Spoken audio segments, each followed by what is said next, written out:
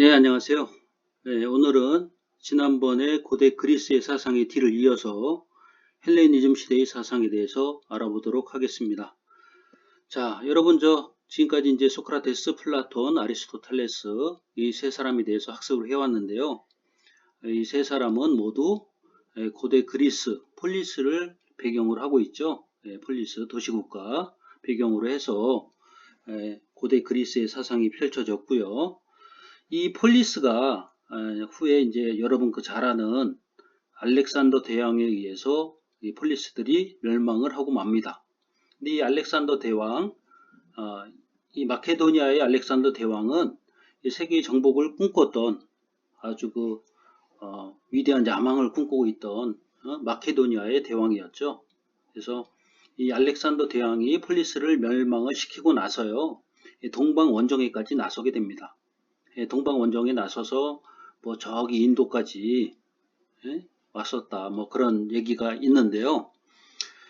그래서 이 고대 그리스의 폴리스, 이 문화와 이 알렉산더 대왕이 동방 원정을 나서게 되면서 이 동방의 오리엔트 문화가 이 고대 그리스의 폴리스 문화하고 하나로 융합되게 됩니다. 그래서 이 오리엔트 문명과 동방의 문명과 고대 그리스 폴리스의 문명이 하나로 합쳐지게 되죠. 이 문화를 우리가 헬레니즘이라고 부릅니다. 헬레니즘. 그래서 우리가 처음에 서양 윤리사상 처음에 배울 때요. 서양 사상의 뿌리가 되는 것은 크게 두 가지가 있다. 그래서 헬레니즘과 헤브라이즘이 있다. 이런 얘기를 했습니다. 여러분 기억이 날 거라고 생각하는데요. 그 중에 하나가 지금 헬레니즘이 되겠습니다. 그래서 헬레니즘은 뭐냐? 이거는 이제 헬렌이라고 하면요. 원래 그리스인이란 뜻이 있어요. 근데 이제 이 고대 그리스의 문화가 이 동방의 오리엔트 문화하고 하나로 합쳐지면서 헬레니즘 문화가 됐다. 이렇게 얘기를 하는 겁니다. 헤브라이즘 요건 기억나나요?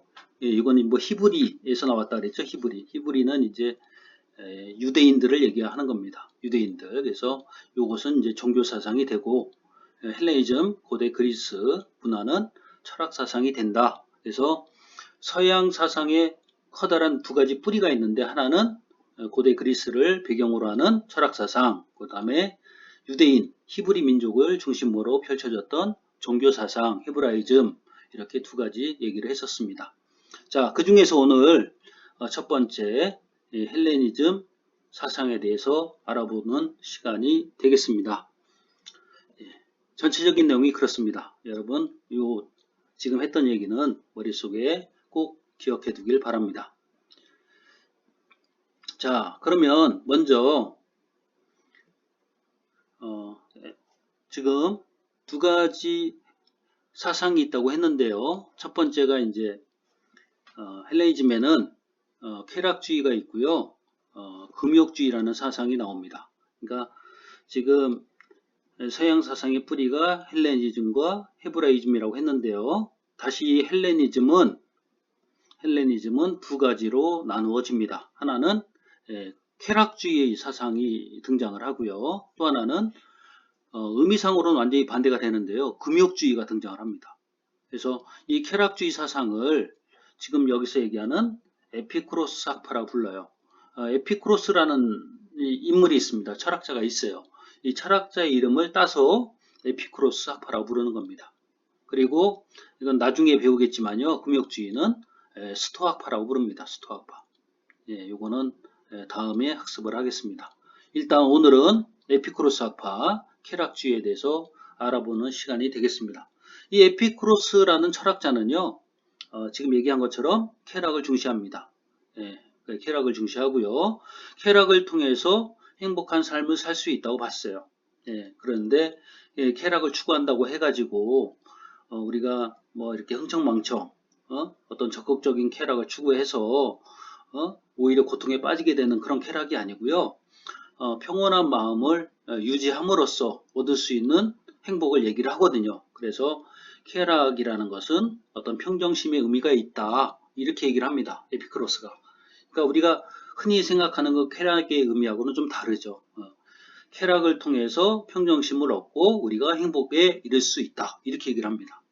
예, 자세한 내용은 잠시 후에 다시 보겠습니다. 그리고 이 평정심에 이르는 여러 가지 방법에 대해서 얘기를 해요. 어떻게 하면 우리가 평온한 마음을 지킬 수 있는가? 이 방법이 있다는 겁니다.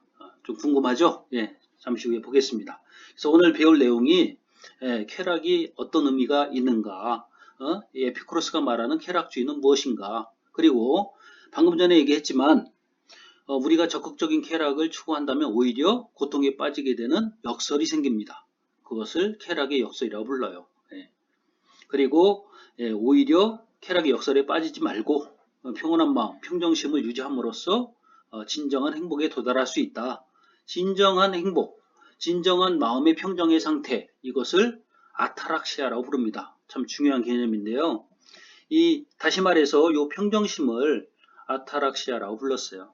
평온한 마음, 이 평온한 마음이 유지되는 상태, 그 상태를 그리스어로 아타락시아라고 불렀습니다. 근데 이것은 아까 얘기한 것처럼 어떤 쾌락을 적극적으로 추구해서 얻는 것이 아니라 소극적으로 추구했을 때 오히려 이런 평온한 마음이 이룰 수 있다. 이렇게 봤거든요. 그래서 소극적 쾌락을 에피쿠로스가 강조를 합니다.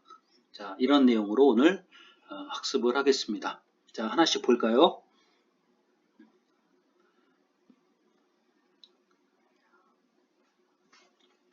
자, 그래서 에피쿠로스가 말하는 쾌락이 뭐냐? 그러면 에피쿠로스가 말하는 쾌락이라는 것은요,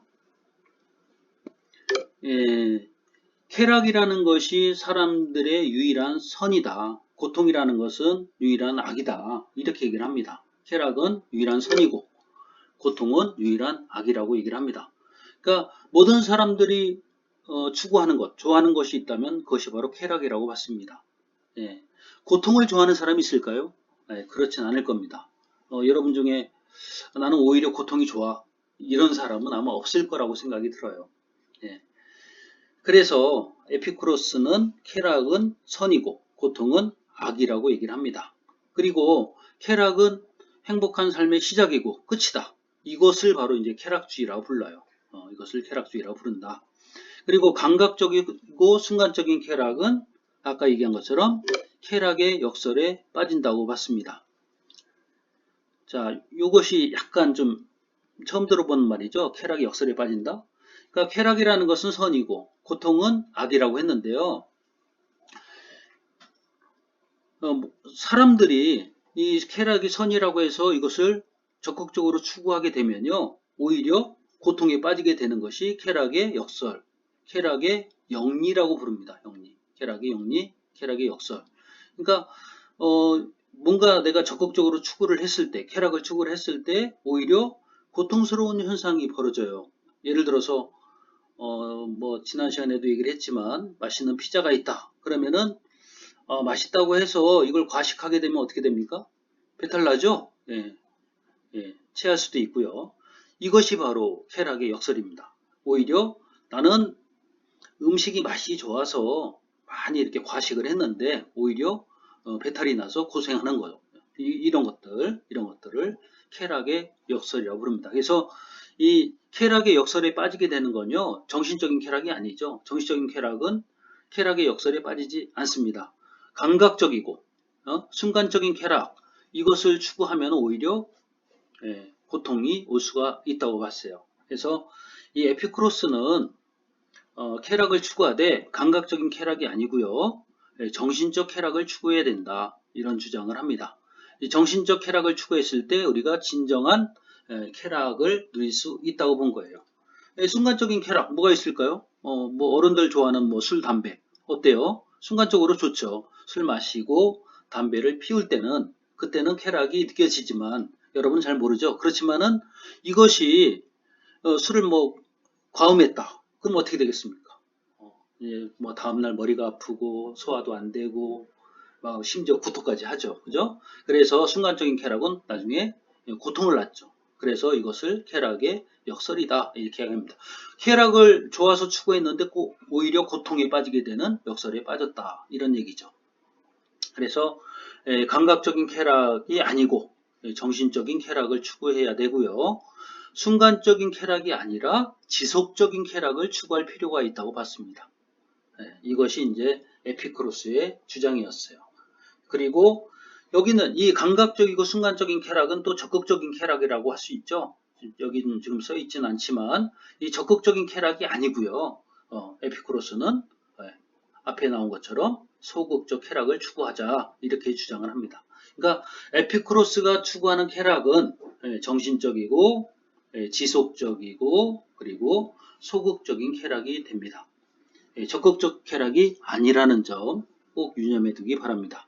그래서 다시 얘기하면 적극적인 욕망의 충족 이것이 아니고요. 이것이 아니고 오히려 고통을 제거함으로써 그러니까 고통을 제거하는 소극적 방법을 통해서 주어지는 쾌락 이런 쾌락이 지속적이고 진정한 행복을 가져다주는 쾌락이다. 이렇게 봤습니다.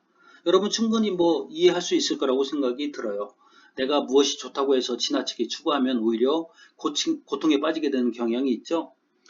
시험 공부한다고 책상에 앉았는데 갑자기 게임하고 싶어져요. 그래서 게임 하다 보면 어떻게 됩니까? 게임을 하는 순간에는 좋지만은 다음날 시험 보면서 후회하죠. 다음에는 정말 시험 공부 열심히 할 거야. 내가 순간적으로 게임에 빠져가지고 나중에 고통을 초래했어. 이런 후회를 하잖아요.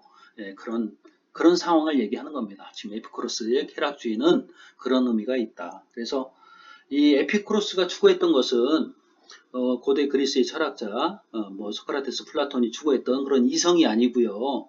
이 쾌락이라는 것은 어떤 경험적인 거잖아요. 그죠? 그래서 이성이 아니라 경험을 추구했기 때문에 이 경험을 추구하는 이런 전통이 이제 후대에 이어집니다.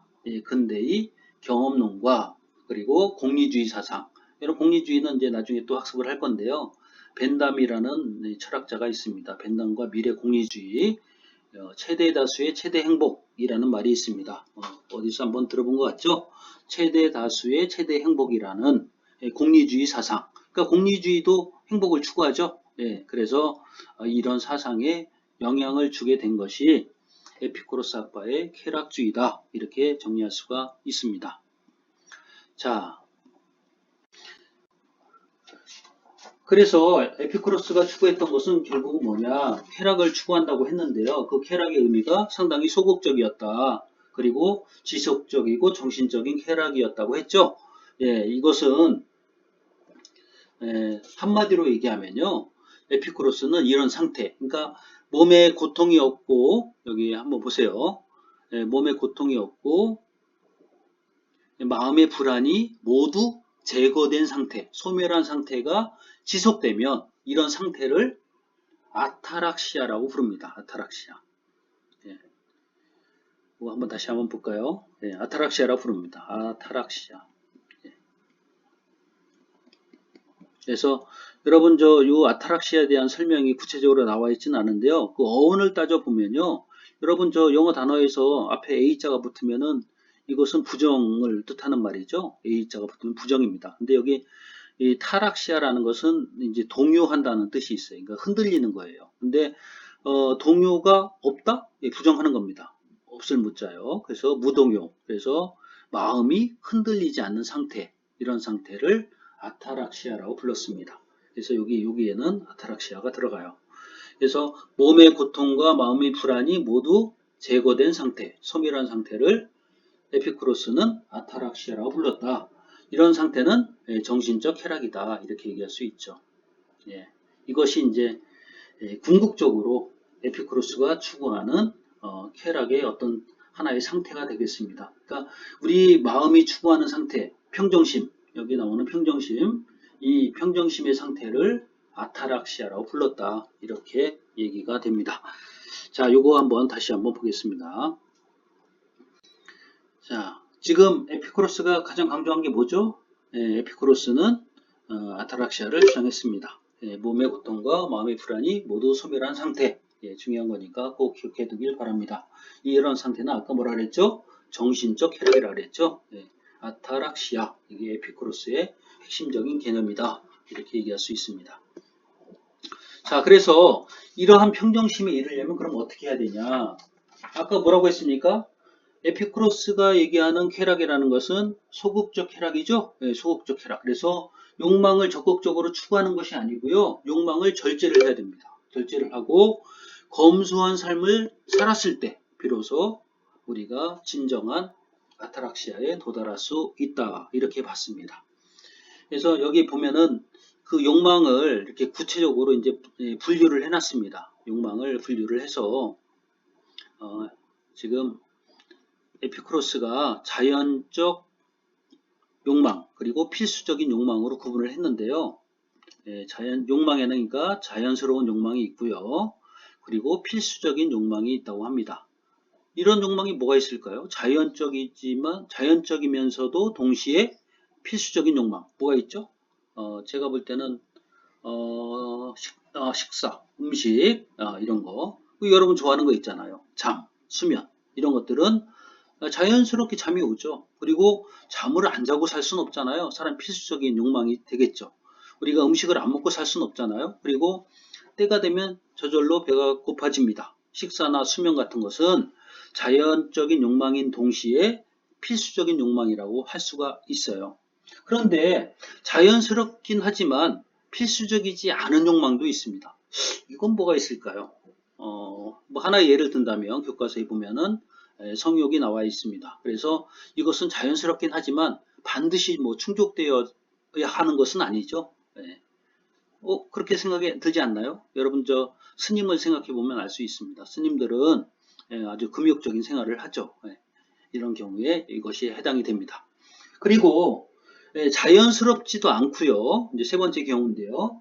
필수적이지도 않은 욕망이 있습니다. 이거는 뭐 자연스럽지 않다? 어떤 게 있을까요? 뭐 권력이나 명예를 추구하는 거, 권력, 명예, 명성 이런 거, 그리고 뭐 사치스러운 거, 옷을 뭐 사치스럽게 입는 거 이런 것들은 자연스러운 욕망도 아니고요. 꼭 반드시 충족되어야 되는 것도 아니죠. 그래서 이런 것들은 추구할 필요가 없다. 오히려 이런 것들을 적극적으로 추구하게 되면 뭐가 따른다? 에피쿠로스에 따르면은 오히려 고통을 초래합니다. 내가 권력욕에 빠져서 또 명예욕에 빠져서 뭔가 열심히 추구하다 보면은 오히려 그 권력을 내가 원하는 권력을 얻지 못했을 때 커다란 고통을 맛보게 됩니다. 그래서 이런 자연적이지 않은 또 필수적이지 않은 이런 권력, 명예, 사치 뭐 이런 것들은 추구하지 말자 이렇게 주장을 합니다. 그럼 이 두 번째 건 어떨까요? 지금 이렇게 세 가지가 있는데 이 두 번째 욕망, 자연스럽지만 필수적이지 않은 욕망 이것도 에피쿠로스에 따르면은 추구할 필요가 없다라고 얘기를 합니다. 이 두 가지는 필요가 없다. 자연스러우면서도 필수적인 욕망, 식사, 수면, 이게 최소한의 식사죠. 이렇게 사치스럽게 뭐 음식을 먹고 그런 의미가 아닙니다. 최소한의 식사, 최소한의 수면, 이 정도면 충분하다. 집에서 충분히 잤는데 학교에 와서 또 잠을 자거나 이런 행동은 하지 말자. 이렇게 주장을 하고 있습니다. 그래서 이런 욕망만을 추구했을 때 우리가 진정한 행복에 도달할 수 있다. 이렇게 에피쿠로스가 주장을 합니다. 근데 여기 좀 재밌는 게 뭐냐면요. 제가 지금 자연스럽고 필수적인 욕망의 식사와 수면을 들었는데요. 에피쿠로스는 이런 것도 얘기를 합니다. 철학을 하는 것도 자연스럽고 필수적인 욕망이 돼요. 철학하는 거. 나는 왜 살지? 뭐 이런 생각 해보잖아요. 이거는 자연스러운 생각이기도 하고요. 반드시 그 의미를 깨달았을 때 사람이 진짜 행복한 삶을 살 수 있다고 봤어요. 그러니까 철학하는 것은 자연스럽고 필수적인 욕망이다. 이거 꼭 해야 된다. 그리고 여러분 참 잘하는 거 하나 있습니다. 친구와 우정을 나누는 것 이것도 자연스럽고 필수적인 욕망이라고 봤습니다. 옆에 친구하고 사이좋게 지내는 것 그건 자연스러운 욕망이기도 하고요. 이것이 충족이 되지 않으면 상당히 사람이 소외감을 느끼고요. 나 세상 살기 싫어 이런 느낌이 들 수도 있습니다. 그러니까 친구와 우정을 나누는 것도 자연스럽고 필수적인 욕망이다. 이런 것들을 얘기를 합니다. 이런 사실도 좀 중요합니다. 여러분 뒤에 가서 알 수가 있을 텐데요. 친구와의 우정 이런 것들을 굉장히 에피쿠로스가 중시했어요. 그리고 사람들이 죽음에 대해서 이제 생각을 하면 고통에 빠질 수가 있거든요. 그래서 평정심에 이르려면요. 죽음에 대해서 잘못 생각하면 우리가 고통에 빠지기 쉽다는 겁니다. 여러분 죽음을 좋아하는 사람은 없을 겁니다. 그런데 에피쿠로스에 따르면 우리가 살고 있는 이 현재 이 상태에서는 죽음이라는 것은 아직 오지 않았습니다. 그러니까 죽음에 대해서 미리 걱정할 필요가 없는 거예요. 그리고 죽은 다음에는 사후에는 뭐가 있나요? 사후에는 아무것도 없죠? 죽은 다음에는 우리가 존재하지 않는데 그것을 왜 걱정을 하냐? 살아있을 때는 아직 죽음이 오지 않았고요. 사후에는, 죽은 다음에는 우리는 이미 존재하지 않는데 무엇을 걱정할 것이 있느냐? 이렇게 얘기를 합니다. 신도 마찬가지예요. 신이라고 하는 것은 우리가 이제 저 하늘나라에 따로 어떻게 존재하는 어떤 그 절대자가 아니고요. 이제 신도 어떤 그 물질 같은 거로 봅니다. 이걸 이제 유물론이라고 하는데요. 신이라고 하는 것도 물질에 불과하기 때문에 신 앞에서 우리가 두려워할 필요가 없다. 우주라는 것이 물질이다. 이렇게 봤습니다. 에피쿠로스가요. 그래서 이 유물론자라고 하는데요. 유물론자. 물질이라고 하는 것, 신도 물질에 불과하니까 신 앞에서 우리가 두려움에 떨 필요가 없는 거죠. 우주가 물질로 되어 있다. 이렇게 생각을 했습니다. 그래서 이 신에 대해서 우리가 오해를 했을 때 신이 어디 하늘나라에 계신 어떤 절대자 이렇게 생각하고 잘못 이해를 했기 때문에 우리가 신 앞에서 두려워하고 걱정을 한다는 거예요. 그래서 내가 지금 죄가 많은데 나중에 사후에 어떻게 될까 이렇게 걱정을 한다고 하는데 이것이 모두 잘못된 생각이라고 에피쿠로스는 보았습니다. 그래서 잘못된 생각에서 벗어났을 때 우리가 진정으로 행복한 마음을 가지고 살아갈 수가 있다. 이렇게 봤습니다. 에피쿠로스의 생각 이해할 수 있겠죠? 에피쿠로스가 결국 추구하는 것은 뭐냐면 궁극적으로 추구하는 것은 이 평정심에 도달하기 위해서 우리가 올바르게 이해를 해야 된다. 우주나 신과 죽음에 대해서 올바르게 이해를 하고 또 지나친 욕망 이거 절제하고 검소한 삶을 살았을 때 우리가 평온한 마음을 유지할 수 있다. 그때야 비로소 행복한 삶을 살 수 있다. 이렇게 보았습니다. 자, 그래서 이제 에피쿠로스는 좀 전에 얘기했던 거요. 친구하고 우정을 나누는 것도 아주 필수적이고 자연스러운 욕망이라고 했잖아요. 그래서 그런 삶이 참 중요하다고 봤습니다. 그래서 여기 보면은 친구하고 우정을 나누는 사적인 공간에서 친구와 우정을 나누면서 정의롭게 사는 것이 행복한 삶이다. 이렇게 얘기를 해요. 왜? 친구와의 우정을 나누면서 사는 것이 자연스럽고 필수적인 욕망이기 때문에 이것이 충족이 되지 않으면 행복한 삶을 살 수 없다고 본 거죠. 우리가 잠 안 자고 살 수는 없잖아요. 잠을 우리가 이렇게 충분히 잤을 때 행복하죠. 필수적이고 자연스러운 욕망이 충족이 돼야 됩니다. 식사도 마찬가지예요. 그죠? 우리가 최소한의 식사를 한다고 했는데 식사가 충족이 되지 않으면은 고통스럽죠. 그래서 잠이나 식사나 이런 우정 같은 거, 우정을 나누는 것은 필수적이다. 또 자연스럽다. 이런 것들이 충족이 돼야지 행복한 삶을 살 수 있다라고 봤습니다. 그런데 공적인 인간관계는 어때요? 이것은 자꾸만 뭐예요? 사람들이 모이다 보면은 사람들에게 다른 사람한테 자꾸만 요구하는 게 생깁니다. 너는 친구로 사회생활을 하면서 이런 것들은 꼭 해야 돼. 이렇게 자꾸만 요구를 하게 됩니다. 그래서 공적인 인간관계 자체가 이것은 고통을 유발할 수 있기 때문에 이런 공적인 인간관계는 피해야 된다. 이렇게 주장을 해요.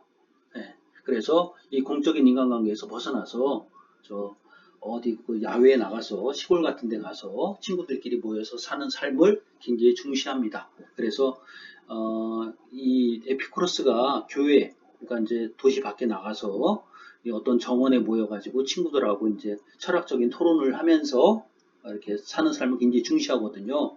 정원에서 친구들과 우정을 나누면서 철학적 토론을 즐겼습니다. 그래서 정원학파라고 부르기도 해요. 여러분 교과서 한번 참고해 주기 바랍니다. 교과서에 그림이 나와 있습니다. 정원학파 이렇게 부르기도 합니다. 그래서 여기서 말하는 것은 뭡니까? 공적인 삶을 멀리하자 이렇게 주장을 하죠. 공적인 삶을 멀리해야 된다. 이것도 이제 에피쿠로스 학파의 하나의 특징이 되겠습니다. 자, 공적인 삶을 멀리한다 이렇게 얘기할 수 있어요. 자, 그리고 지금까지 우리가 이제 에피쿠로스가 말했던 쾌락의 의미, 에피쿠로스가 말했던 쾌락은 소극적이고 지속적이고 정신적인 쾌락이라고 그랬죠. 이것을 여러분이 오해를 하면 안 됩니다. 적극적인 쾌락이었을 거야 이렇게 오해하면 안 됩니다. 우리 쾌락주의라는 말에서 우리가 속기가 쉬워요. 에피쿠로스 학파는 쾌락주의니까 쾌락을 적극적으로 추구했을 것이다. 그 용어에 현혹되면 안 됩니다. 에피쿠로스는 소극적 쾌락을 추구했다. 그래서 오히려 절제되고 소박한 삶을 살려고 했어요. 이건 나중에 이제 금욕주의 학파, 스토학파하고도 비슷한 면이 되죠. 그 점을 머리에 염두에 두고요. 문제를 한번 풀어보고 마무리하겠습니다. 자, 첫 번째 문제. 에피쿠로스 학파는 모든 인간에게 공통된 선은 쾌락이라고 주장했다. 제가 아까 처음에 뭐라고 했습니까? 모든 사람들이 쾌락을 좋아하죠. 그래서 쾌락은 선이라고 할 수 있어요. 나는 고통이 좋아. 이런 사람은 아마 없을 겁니다. 그래서 이것은 O가 되겠죠. 모든 인간에게 공통된 선, 이것을 쾌락. 악은 뭐였죠? 고통이 악이었죠. 그죠? 두 번째 문제. 에피쿠로스 학파는 공동선의 실현을 위한 사회적 의무를 강조했다. 아까 뭐라 그랬죠? 방금 전에 공동체 생활 이런 거는 별로였습니다. 그러니까 이것은 나의 행복을 해치기 쉬워요. 사회생활이라고 하는 것 자체가 나에게 자꾸만 어떤 사회적 의무를 강조하게 됩니다. 그러면은 나의 어떤 마음을 이렇게 평온한 마음을 지킬 수가 없어요. 그래서 에피쿠로스는 사적인 공간을 중시했다. 그래서 어디 도시 밖에 나가서 교회에서 친구들하고 이렇게 소규모로 공동체를, 그러니까 여기서 공동체의 의미는 사회 속의 어떤 커다란 공동체의 의미가 아니고요. 저 스님들처럼 저기 어디 산속에 가서 이렇게 뜻을 같이 하는 사람들이 함께 생활하는 것처럼요. 소규모의 공동체 이런 걸 만들어 가지고 사는 것을 얘기하는 겁니다. 에피쿠로스 학파는 공동선의 실현을 위한 사회적 의무를 강조하지 않죠. 이것은 우리에게 진정한 쾌락을 가져다 줄 수 없다고 봤습니다. 그래서 이것은 X가 되겠죠? X가 됩니다. 자, 마지막 문제인데요. 에피쿠로스 학파는 평온한 마음을 누리려면 욕망을 분별하고 절제해야 한다고 봤다. 그래서 아까 욕망을 세 가지로 구분했죠? 어떻게요? 자연적이고 필수적인 욕망, 자연적이지만 필수적이지 않은 욕망, 그리고 자연스럽지도 않고 필수적이지도 않은 욕망, 이렇게 세 가지로 구분했죠? 그래서 욕망을 구분해서 그 첫 번째 욕망, 자연스러우면서도 필수적인 욕망만을 추구해야 된다고 제가 강조를 했습니다. 그럼 이건 어떻게 됩니까? 맞겠죠? 욕망을 분별하고 절제를 해야 한다고 보았다. 그러니까 불필요한 욕망은 추구하지 말자. 이렇게 정리할 수가 있죠. 그래서 이것은 O가 되겠습니다. 여러분 에피쿠로스 학파 어렵지 않죠? 쾌락주의 학파인데 이 사람들은 마음의 평정을 굉장히 중시했어요. 그러니까 알렉산더 대왕이 동방 원정에 나서면서 사회가 굉장히 이제 혼란에 빠지잖아요. 전쟁의 시대였기 때문에 사람들이 평온한 삶, 행복한 삶을 추구했습니다. 그래서 이 시대의 특징을 한마디로 정리할 수가 있어요. 헬레니즘 시대는 스토아파도 나중에 마찬가지인데요. 헬레니즘 시대에는 공통적으로 모든 사람들이 평온한 마음을 추구합니다. 그것을 안심인명이라 불러요. 자기 주어진 운명에 맞는 삶을 살아가면서 평온한 마음을 유지하고자 했습니다. 그러니까 이 안심인명은 평온한 마음의 상태를 얘기하는 거죠. 평온한 마음을 누리고자 했다. 평온한 마음을 가지려고 했다. 이렇게 정리할 수 있어요. 그래서 헬레니즘 시대의 특징은 뭐냐? 이 시대의 철학은 안심인명을 추구했다. 이렇게 한마디로 정리하기도 합니다. 자, 오늘 수고 많았습니다. 이제 이 정도로 정리하고요. 다음 시간에 이 헬레니즘 두 번째 사상, 그래서 스토아파가 있습니다. 스토아파. 스토아파는 아까 얘기한 것처럼 금욕주의 사상이라고 부릅니다. 금욕주의. 여기에 대해서 다음 시간에 공부를 하도록 하겠습니다. 자, 오늘 수고 많았고요. 다음 시간에 뵙겠습니다. 수고 많았습니다.